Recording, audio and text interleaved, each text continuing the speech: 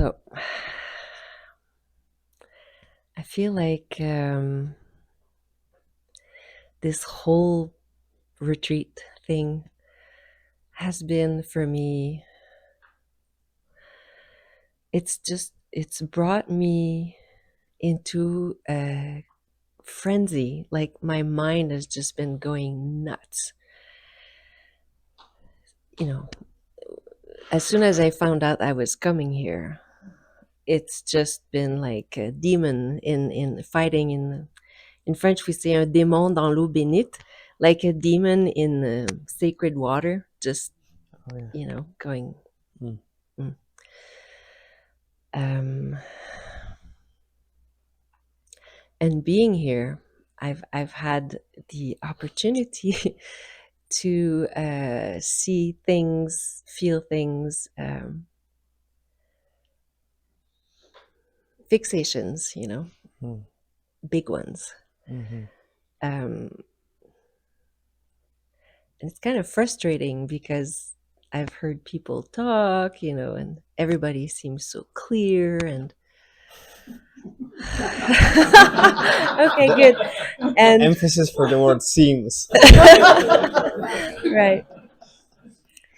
But I really feel like I've been in this intensified neurosis state, But of course, there's also deep stillness, silence.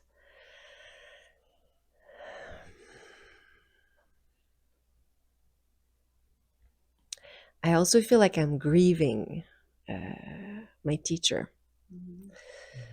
because everything you're talking about, everything Angelo was talking about, that's exactly what he's talking about, And 18 years ago, when I met him, the the first maybe, I don't know, 5 years,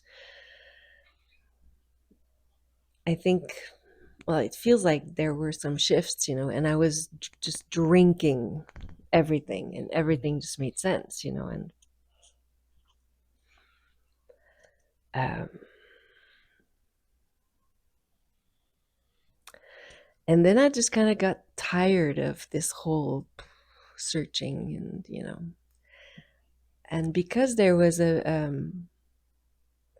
because the system, we'll call it like that, the pathless path that I was on, there was a very also selected few people, that were close to the teacher, and but it was a very serious practice, and if you're a real yogini, well, you do wake up at 3 and you do, and I was never like that, I'm just very sensitive. I love beauty. I'm touched, and I've always been like that. We can see that in your meals. Thank you. So anyways, it was like, in a way, I was happy to kind of be chosen in a way, but at the same time I felt completely inadequate. And the bar was so high that there was just no way. I don't know, I'm telling you my whole life story here, but I also did do a lot of work with Baron Katie, live workshops with her, maybe 8 or 9, and I did feel, the presence, which I also feel here.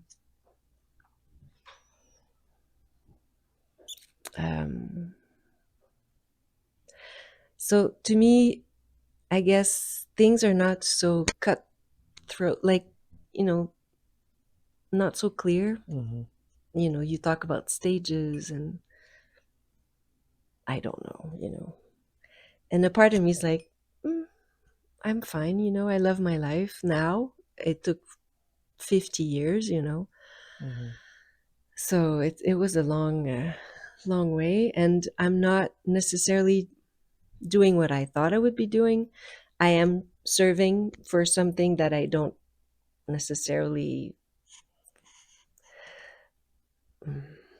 it's not about believing, but Anyways, this here resonates with me very strongly, Mm-hmm. and I'm happy to be here and to serve. Mm-hmm. Um, anyways, I don't really know what my question is. I just feel a bit lost, and at the same time, I feel like I'm home in a way. But I also feel that something is really hanging on for dear life, and I see the the joke, it's just so funny. It's like, what am I hanging on to, and I'm growing older, I'm Native Americans, at 52 you become a grandmother. I'll be 54, Mm-hmm. so I'm a great grandmother, so there's things that there's a natural letting go of Mm-hmm. things. And you were talking about how rich people are so greedy. Mm-hmm.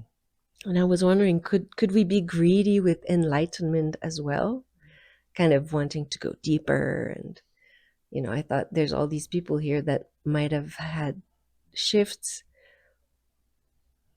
Why are they still here? Like, I wonder, just Mm-hmm. so blah, blah, blah. Yeah. All this, I don't know. Yeah, I mean, starting from the last things backwards, it let's just entertain the possibility that, some people are just in it for the fun of it, for coming together and just, just the company and connection, because we often have, it's not often that in our daily lives in work we can speak openly about our experience and share and connect. So I know that, like, it's again cultural thing. I think, right, like in terms of like non-duality, and sometimes there's this term I think was coined in those communities, which is called retreat junkie. um, and I understand, there is a certain energy, like you say, that's like, uh, kind of wants to do retreats, um, just as the way of like wanting something from outside, right, to fill some hole or something. But at the same time, in let's say kind of more Buddhist context, which I guess that's a little bit more my background. Like, there are true masters who profoundly realize nature of mind, and they spent another 6 years in cave doing nothing but really clarifying just the most subtleties with different teachers visiting them in the cave. And actually, those teachers, you know, if from people who have met those, and I had met some people in Asia too, that actually, their presence and their clarity was just really mind blowing, and it was because of that dedication to truth, right? So of course, same sort of action, depending on the intention, can be different, right? Like, it can be of that sort of hunger ghost mind that just always wants something better, and it's kind of like almost avoidance of this through constant signing up for retreats or something, right? So that's possible. I'm not saying that it's not, but I would say still, yeah, this sort of attitude of like just looking down of practice post awakening, I just feel like it's a little bit like that attitude, that kind of calling, oh, that's like a junkie sort of thing. I feel that's like wanting to rest on something. That sort of like looking down on kind of post awakening clarification is rather like wanting to finally have a place to land, like a finish line to go through, and then have it done with. And then, therefore, whenever someone is showing that actually it is an ongoing process, it is a journey of a lifetime, and there's no end to it, really, right? Even if there are some finite points, in terms of our there are some thresholds that, if you cross, it's kind of irreversible. But the journey of embodiment, right, of bringing what we have clarified into our humanity, that's never ending, right? And whoever thinks that they have completed that task is dangerous in some way, right? I mean, that's just the way it goes. Um, so so that's one thing. There's uh, I do just trust, whatever called everyone here. Um, I trust that, that intention, and um, that dedication to truth, and to kind of just supporting each other. It is, it is in some way, it is like a little challenging, right? Like if there are very different levels of realization in the same retreat, like you have to like jump around during talks, and just touch different things, which maybe like if it would be just geared about one single point, that thing about awakening, it's maybe slightly more potent. So there's disadvantages and advantages to everything. And I have to say, that's like totally side note, but I also like I find it fascinating. I had my initial awakening a couple of decades ago, and have been to so many retreats, and yet the time is passing, and almost every single time I'm still the youngest person in the room. Except for, there's maybe three people here that are younger than me, but everybody else is not, right? Which is kind of like maybe slightly concerning for like the Gen Z generation. I'm not sure if like if no, there's no age. I used to have like peers, like people my age when we used to go for retreats. There's always like a bunch of people my age, and just with time passing, it's like, oh, still the youngest. It's funny. But anyway, that's totally off topic. Maybe they're all online, doing the retreat online. The young people. Yeah, that's probably that. Yeah, but same with you. It's like something brought you here, right? And even if maybe there was some part that just felt, our mind usually can just try to produce this sort of smoke. Just if something is actually happening, sometimes it can be that the mind is just like trying to kind of get back into the kind of driver's seat, and just like regain some control by just like getting a little bit frantic, right? So Adyashanti, he always tell the story of his first retreat when he came to Sonoma Mountains and Center, with Kwangro. She was also my first Zen teacher. He said it was like, as soon as the first bell rang of the meditation, he was in this utter panic state. Like he just wanted to get out of there as soon as possible, and he was just repeating in his head this mantra that was kind of just letting him go through all the meditation. So it was like, I will never do it again. I'll never do it again. I'll never do it again. And yet he was saying that this was one of the most powerful things that ever happened to his life, despite how chaotic and just crazy in some way the whole experience of the week was. Like there was something in a rearview mirror, because that's where we usually can see things. He felt that actually there was something absolutely profound about this one retreat, and he was deeply grateful despite the difficulty. He was just wanting to run away every single night, and didn't sleep the whole week, right? So but sometimes it is something of that kind. When something actually important is happening, the mind starts like racing, or doing its thing, and it's fine. As much as we can invite it to rest, it's great when it happens, but sometimes it's doing its thing, right? And it's slightly like, on the other hand, right, that there's also other movement of mind during a retreat, which many people are experiencing. We come here and literally you have tasks, right? Like you have things to kind of actually manage. But at least when the meditation is concerned, when you sit down, the bell rings, you have no task, right? There's just the 40 minutes, 30 minutes, whatever, right? And you sit. And yet, the most of our experience, right? Like it's not that it's just like silence, stillness, nothingness, and just like immediately the bell rings and the end, right? So it's a little bit like, like cows, right? When they graze, they graze the whole day, and they have, I don't remember, I never remember. You have a farm, Lisa, right? Like, do they have three stomachs, or I think it's yeah? 4. So they have three stomachs, and they keep eating to five. Okay, well, Swiss people know their cows.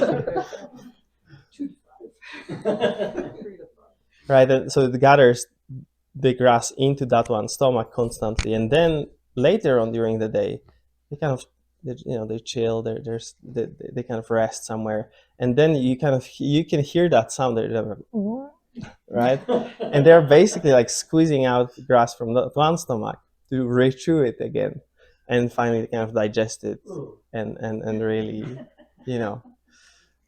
So in a certain way, there's something in that, in the way we experience life when we're like really identified, that we don't digest things, right? And those experiences are kind of just like not complete to some degree. Something about it is just not completely like traveling through us, and leaving no trace, because we encode it in a story, or like relate it to a self-worth, or this or that, and many things are going on. So then often we come to the retreat, there's time to rest, there's nothing going on, and here it comes. And there start to be, digesting process of that, of some kind, right? And everybody experiences that, right? Like, things are coming up from who knows when, and or like energies, and things. So that's also part of retreat. So we just understand that, and not necessarily, it's not like we indulge in thinking and stories, but at the same time we kind of just like have this, sort of bird's eye view understanding of it, being like, that's how it goes sometimes. There's sure, it's great when there's a lot of clarity, and bliss, and smooth sailing, but more often than not, those are not necessarily like a potent times in our spiritual life, when actually something is really cooking, really happening, right?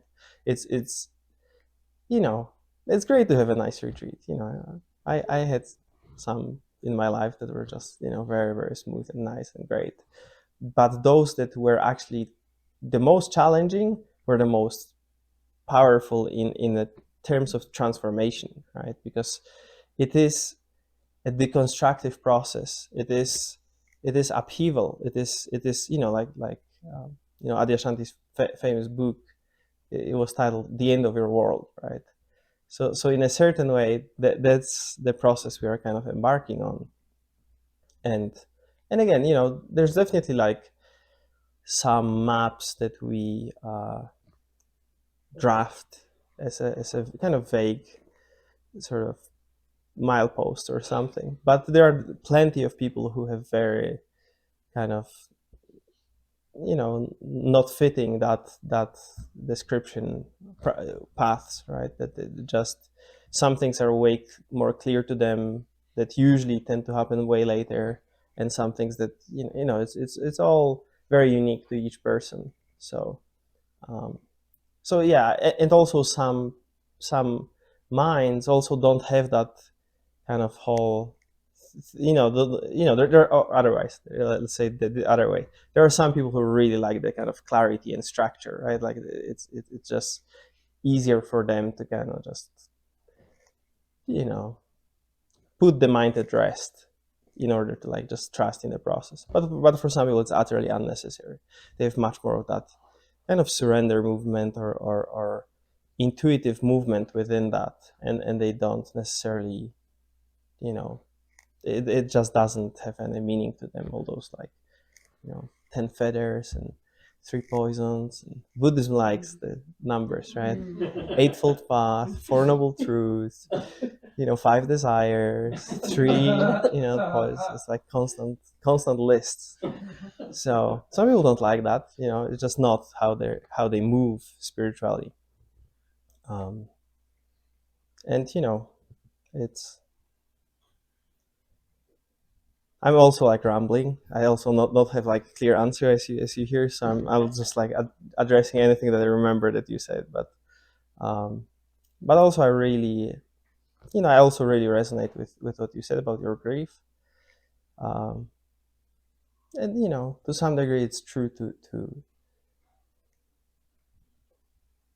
for every one of us, right? We have people in our lives, and teachers, it is very, very kind of strange and deep bond in some way, right? Like, but the thing is, yeah, the grief is there. Like, I had my teacher that I absolutely loved, and he passed away, right? So um yeah, there's just a lot of that, and a lot of like just traveling the earth and going to different places and kind of comparing everybody to that person, and it was never the same. It's just never the same. um and regardless, and it's same like with parents, right? Like, some parents were kind of maybe more clean and kind of conscious parents, and had some, you know had just less baggage that they were kind of putting on their children, and some had more, but yet everybody did their best in some way, right? Everybody just, given their conditioning, given their karma, were just doing their best. And those transitions are big, and 18 years is a long time, right? Or however long you're kind of close to that teacher. It's a big thing. And you know um you have not touched on much of that story, but it sounds like it brought you somewhere too, right? In wherever you are, and there is time sometimes when, you know for whatever reason, sometimes the just paths diverge, right? And it's a time to kind of let go. um, and sometimes, it's, if we have put so much heart and so much life force into something, and then suddenly it's like that's completely gone, we can feel like, oh wow, what was this whole thing about, right? uh, um, but every act of dedication towards, this truth that, the teachers are just messengers, right? Of is not kind of lost, let's say, right? It's my teacher used to always say that step taken is step taken. Like, whatever you have done in order to honor this truth, or live this truth, it's kind of echoing through time and space, right? It has its value. So even if things come to an end, and some things are might, like, in the rearview mirror, feel mixed in some way. um, both the bright things and the kind of darker things, they're both a lesson, right? It's not to excuse, I mean, it's not about that sort of.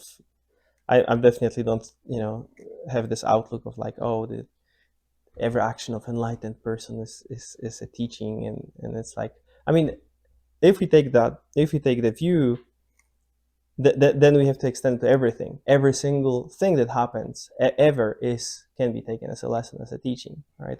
But at the same time, just there's a lot of excusing of people's own shadow by saying, "Oh, I have realized something, therefore everything I do is expression of that," right? And it's like, we have seen plenty of examples how things went south with that.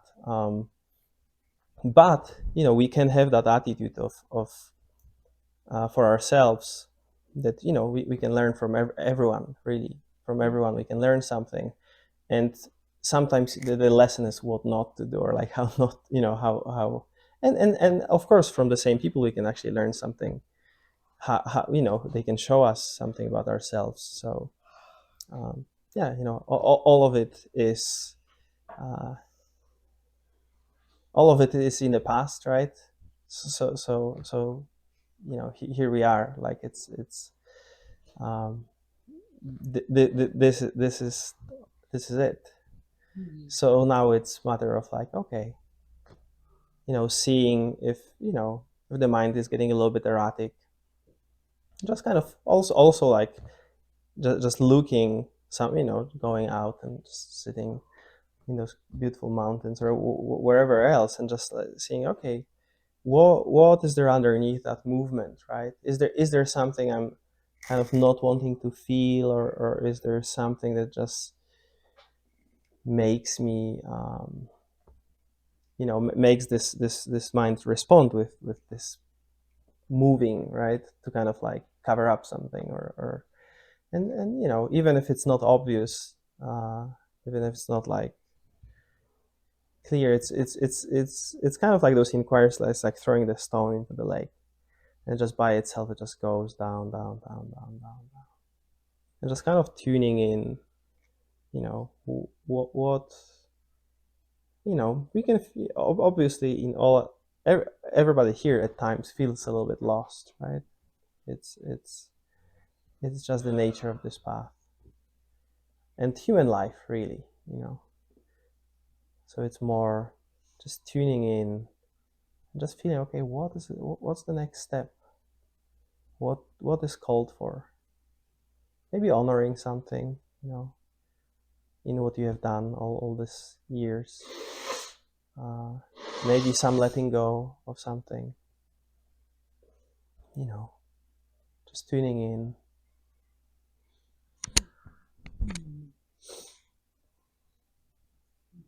just allowing, letting go, and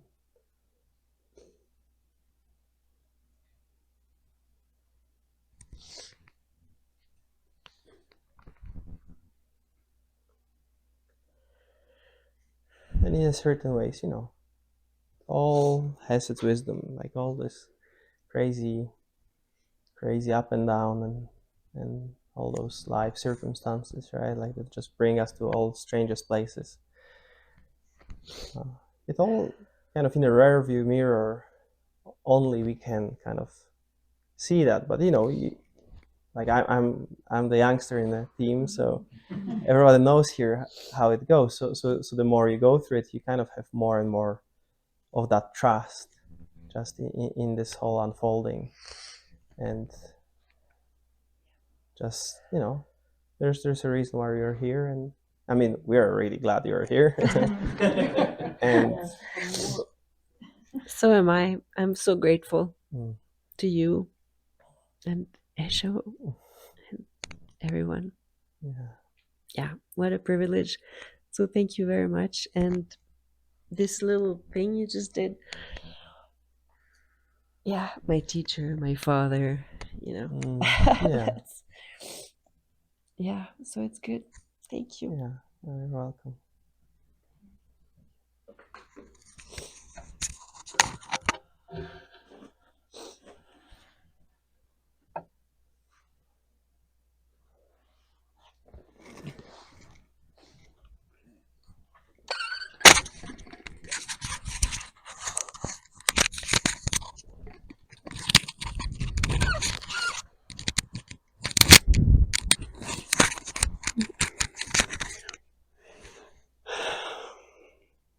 First, I wanted to thank you so much, Elsa, for your sharing. It's nice to know I'm not the only one who thought everyone else was really clear here. And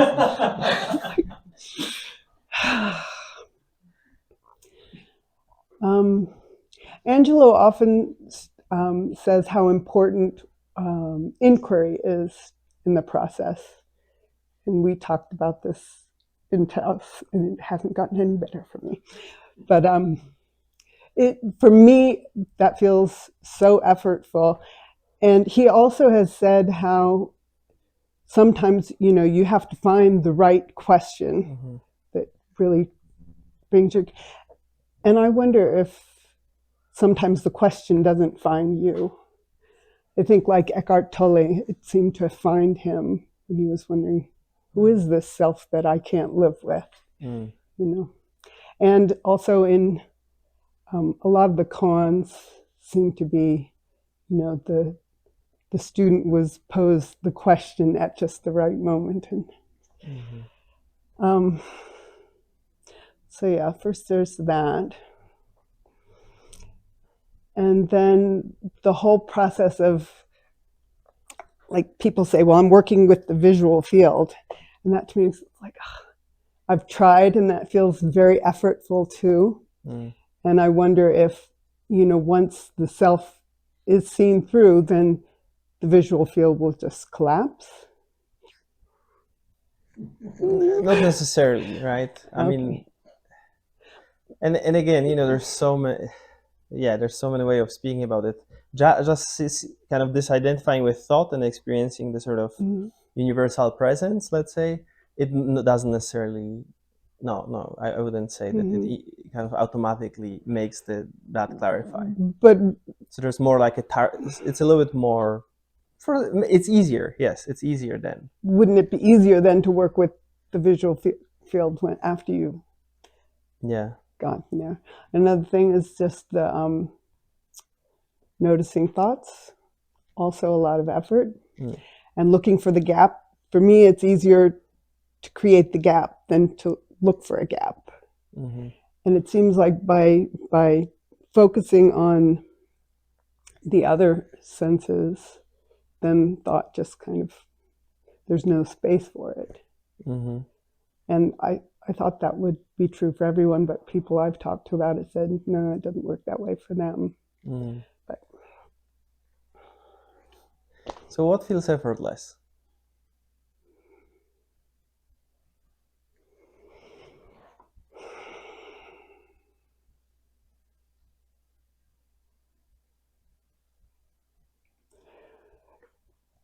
just thinking,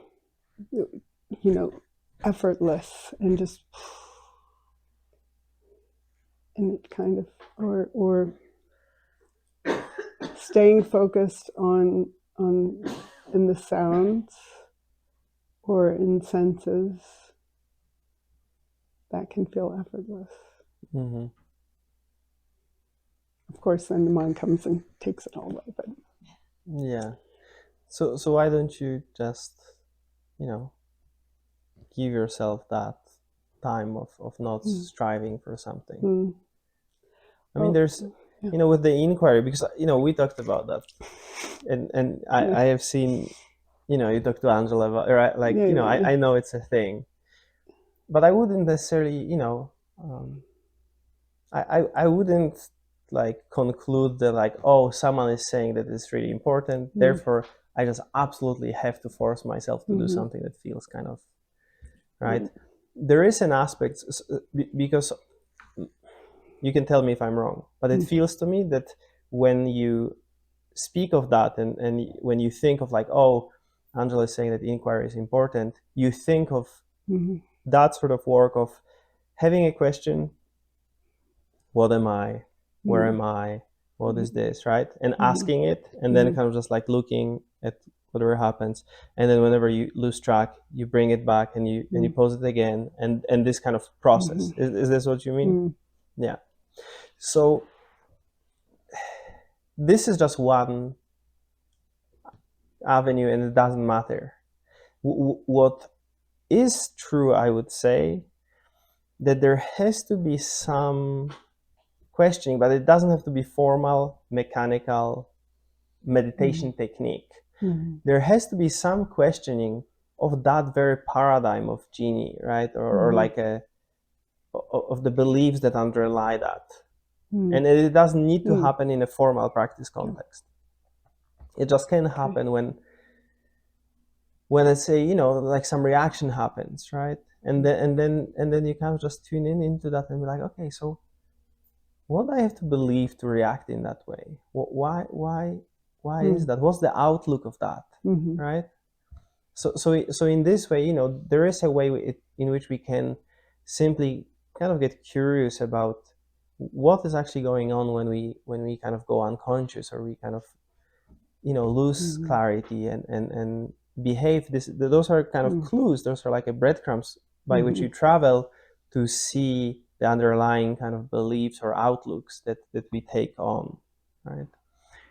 But in terms of this sort of sitting with a question, like for some people it's like it just doesn't work, right?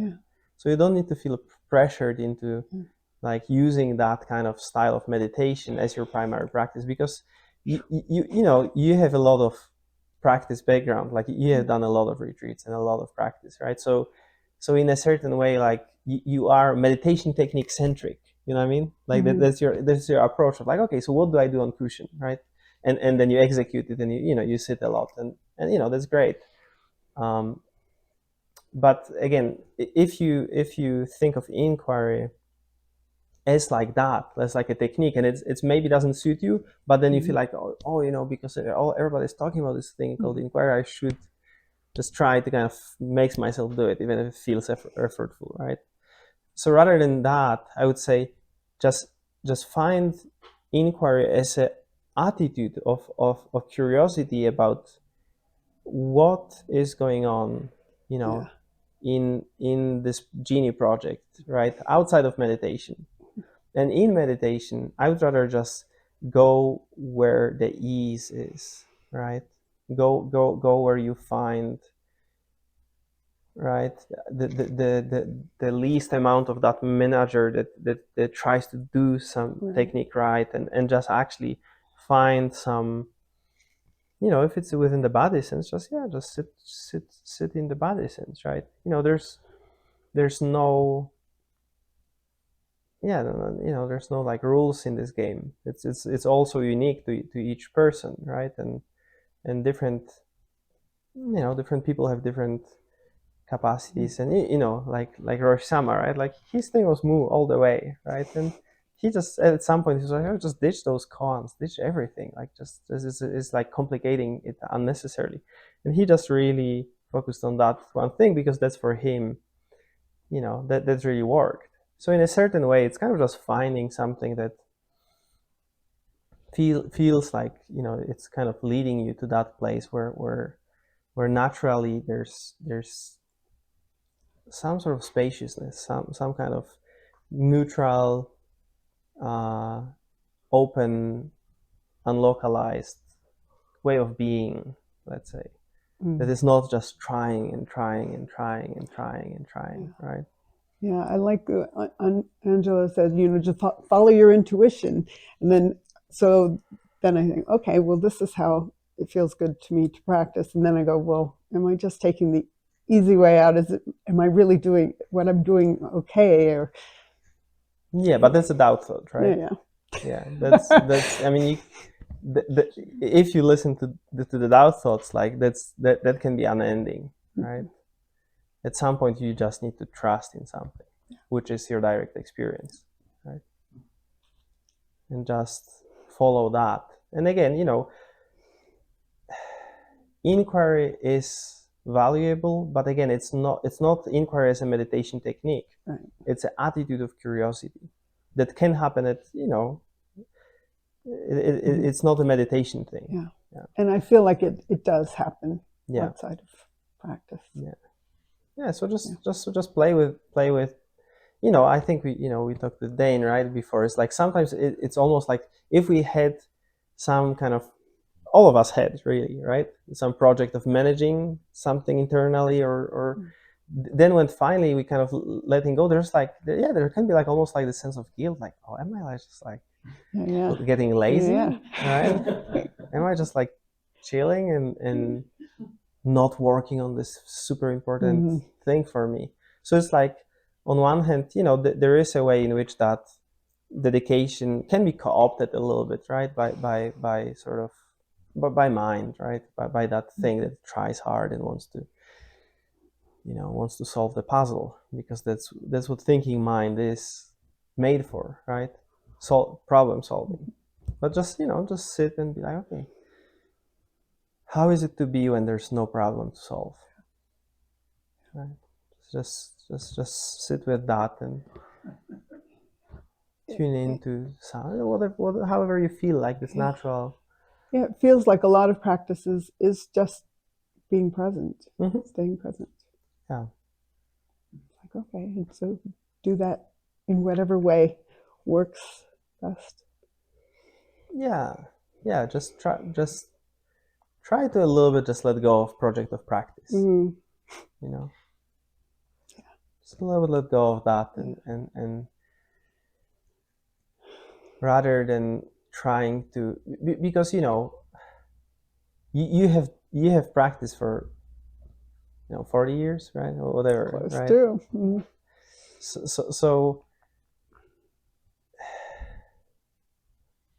just, even if it feels a little bit like odd or uncomfortable, just explore how is it to actually stop that whole thing. Mm-hmm. Because it's always oriented for doing, Right. and just see the orientation for kind of being rather than doing, right? How is it to actually let things be? And of course, if there's like a little bit of mind that can can be active, right? Then sometimes we like to have some anchor, right? Something that's not just just helps us to kind of get a little bit anchored in the moment. So that's fine, like some kind of tuning into the sound field or to the sensation field or whatever, or I don't know if I understood you correctly, but the sort of like there are some the entire streams of spirituality, like Christian mysticism, some types of it that they just did centering prayer, nothing else, right? No inquiry ever. They never heard the word. They're just basically throwing down one line from scripture, right? Or thy will be done. And just sitting in that, whatever opens up when they do that, right? That's simple, nothing else, So just intuitively feel into what feels kind of like a stream, like this river, right? That goes from here. I think it goes down there, right? So it comes from there. But it kind of meanders when we were driving. I don't know if you noticed, right? There's so many turns, and just takes the least resistance path, right? It just naturally goes where kind of is the easiest way, so to speak, and it has no shame about it. So in the same way, you can just experiment with that. If it doesn't work, you can come back and try it hard and find the right question. Well, it's a laboratory, those retreats. There's time, times for experimenting. So just find something that's actually puts the whole system at ease. And if the doubts come that you're not trying hard enough, just like just let them chirp their song and just don't bother. Just come back. Great. Thank you.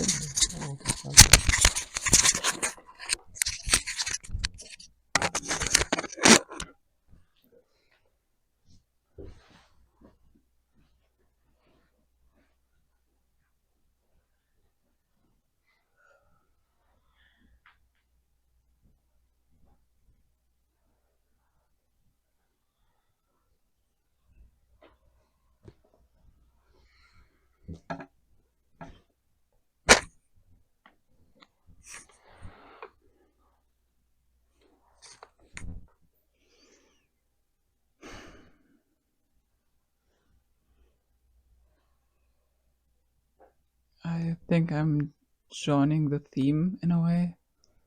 I'm just so tired of trying, of playing the pretend game. Yeah, trying is overrated. Trying is what? Trying is overrated. Yeah, even this. Tired of trying to protect and also tired of trying to not protect. I feel a bit like, I feel like the potato in your retreat pot, just being pushed around, bumping into everything, more into every feeling and emotion than the people.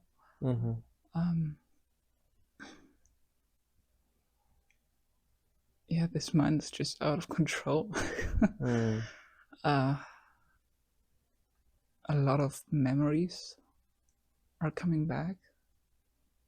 It seems like something is processed, but I cannot really define what it is. It feels like everything is happening simultaneously in a way. I cannot make sense of it.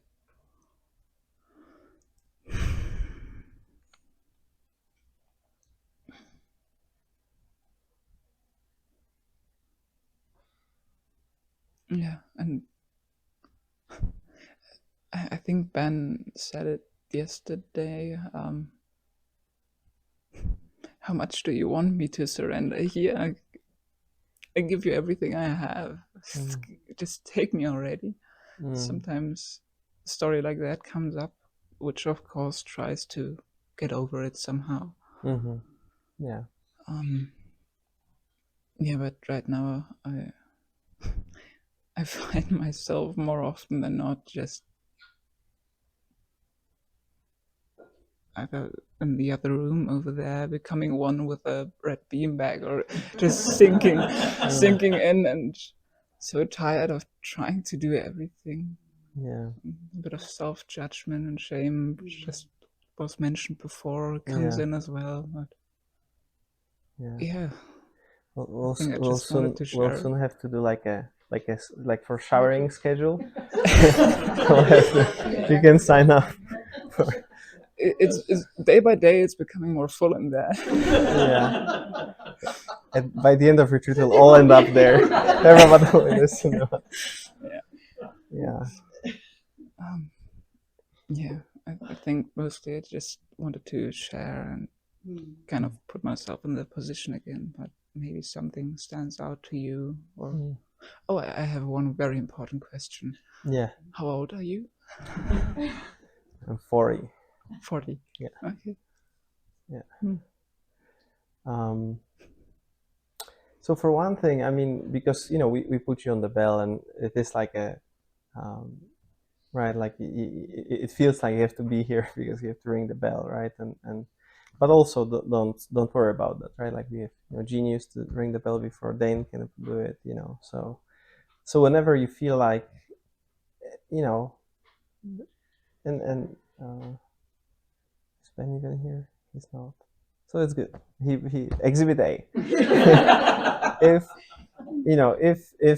like something is calling you to just like be able to express more whatever is happening, like whether cry or sometimes move your body, which means just like even go for a walk, which is I have experienced that myself. I have when my Kundalini whole thing started, I had a couple of awakenings before, and it really was in a place of bliss, like heavenly bliss, day in, day out. Every time I looked,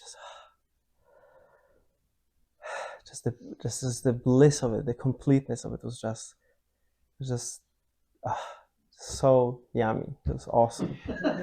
And I always kind of felt, I had some moments like when I was like a teenager, that I definitely felt some shadow in myself, like some material, something. Like I would sometimes, when I would drink to blackout, and I wake up next morning, I look in the mirror, I have all I have stitches, I have bruises, right? Like what happened? Right?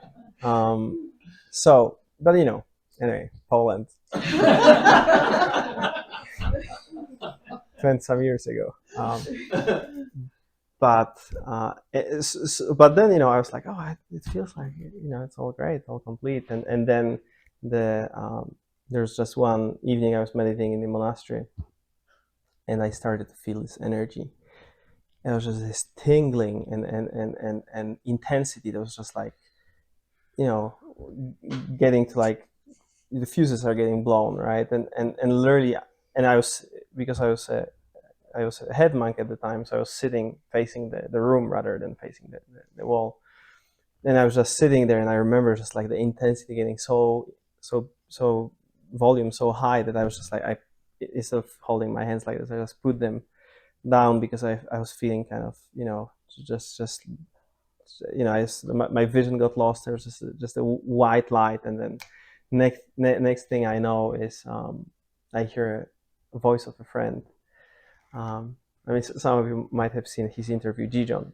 He's actually my good friend, and his voice just like, "Are you okay, Gogen? Are you okay?" As if like from the distance, right? And I open up my eyes and I see the floor right next to it, and and as this whole thing starts going on emotionally, just very, very intense emotions, and then I was in a monastery, so I can't skip anything. I just have to calm constantly and sit and meditate motionless, right, in the zendo, and it's really feeling like I'm trapped in something.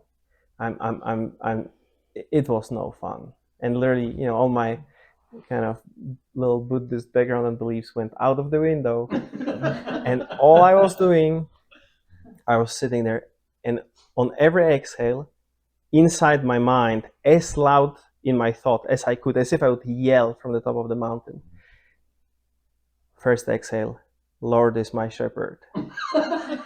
Second exhale, he leads me, and even if in the dark valley, I will not fear evil. And I was just repeating on every single breath, because the volume of the shadow is just so intense, just the dark, like rage or fear or hopelessness and all that, right? So sometimes we just store things, we just don't allow ourselves to feel them, and for years, right? And then when they start to come to surface, it can be a wild ride in some way, and our mind starts like racing, and it's like, oh my god, like things went wrong and this or that, or whatever the story is, and physically, right, like it's also can be challenging, and so don't feel pressure to kind of just sit through it. If you feel like sometimes you actually need a little bit of time in nature, lay down on the grass, just touch the earth, let invite anything that is there, just like to kind of go to the earth and kind of decompose by itself. Just don't force yourself. You're doing really great work, right? It's difficult. I mean, yeah, I know it can be, it can be challenging at times, right? So don't try to kind of just kind of force yourself through it. Just have also compassion for this body mind, and be like, okay, right now it seems it's really difficult, right, in some way, or emotionally, or mind racing, or and if you are just utterly exhausted and tired of keeping things run, or like keeping the know that you can at any time rest, but also have that, find that kind of anchor too within it, which means even the Buddha, right, like one of the spiritual greats, when he was sitting under the Bodhi tree, then some, if you want to mythologize things, that the army of Mara, of the the demon of delusion, came and attacked him, right? Of course, I mean, he was just having a hard time, right? Like he was just getting confused and scared and whatnot, right? And what he did, he touched the ground, and it was like, okay, this is more real. All this craziness that's going on in my mind right now, right? So in the same way, you can just find some anchor, and just go and lay on the grass, touch the soil, go to the sagebrush field, and just touch the ground, and sense the sort of that world of nature. Is there's absence of that, because nature doesn't repress, right? You see those big beautiful pine trees, they're just just growing. So it doesn't things don't accumulate, unless it's like like some big storm comes and there's a flood, right? But there's this stability in nature that just comes from absence of self, basically, of that fabricated thing that tries to kind of like revolve around itself, try to protect itself, try to project something, try to fit into things, and then it's just like, oh my god, I'm just so tired of it all, right? So it's kind of just tuning into that, and finding some grounding, and yeah, just having some trust in that opening. When I had that Kundalini thing, I went to hospital and had brain MRI from paid from pocket. It's like the things were very, like, I literally went straight from heaven to hell. Like I went from bliss and just it's awesome, just the self, the the universal presence of God mind, right? Just, and then boom, I'm in a nightmare of a mad person. Suddenly just everything feels wrong, because it's kind of like things that were right. It's kind of like you cut yourself in some way, which we all get wounded, right, through this whole process called life in various ways, and then it kind of like plastered it, and it's kind of becoming infected, and you're just like, keep it, just don't look at it, just ignore it, right? And then time comes, you're ready, you're willing, and then there's time to kind of clean it up a little bit, and at first it's just like, wow, the whole thing is intense, and we are all going through it in a different versions, right? That's very universal thing that everybody's going through to varying degrees and intensities.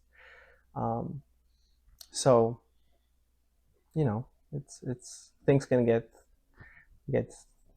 in all sorts of ways difficult, but giving compassion to yourself, right? Like just really seeing the part that just always tries to protect, and just being okay. Of course you would. Of course this part, is there because, like, what kind of world we are living in, right? There are things we need to kind of, at certain stage in our life, we needed to protect ourselves from, or just didn't want to see or didn't want to interact with this whole madness, right? So the kind of the more sensitive people are, they're actually more, they find more challenge growing up and kind of getting accustomed to this collective madness that is mind identification and all that. So so just have compassion. You can do metta meditation too, if I don't know if it works for you, if it maybe it's not very easy, but you can give it a go. You can try, just even if it's very, very, it's like trying to make a fire on a rainy day from like wet little sticks, right? But eventually when the fire becomes, when you make it and you kind of take care a little bit, then suddenly the fire is big enough that even in rain it continues to blaze, right? So you can try that, and try grounding, and anytime you can ask Dane, you can ask Jeannie to do the bell for you. You don't worry about that. There's no need to kind of hero your way through it. It's more about like acceptance. Whatever is arising, it's here. So it can have your loving attention, and also like knowing that you don't have to deal with it alone. Like the whole universe is kind of here to help you. Like the whole, the ground, the entire earth, you can touch it and feel its grounding sort of power, and just be a little bit outside, or just intuitively feel what needs to kind of, what's helpful, right? And just do it, no worries. Thank you very much for everything here. I don't know if I would have the courage to face whatever is buried here without the support, at least not right now. And yeah, you don't, deeply so appreciate remember, it. remember, you don't need to carry it alone. And also in the same way, like also because sometimes it's like those things are in our body and feel like it's almost like invited to occupy the whole space. It doesn't need to be trapped, right? You can open up in that way energetically. It's on like more energetic level, right? Like you can let yourself not feel trapped with anything. Just know that the whole big rock candy mountain, the whole valley is a place where that whole thing can play out, right? So it's not your thing, it's the universe thing.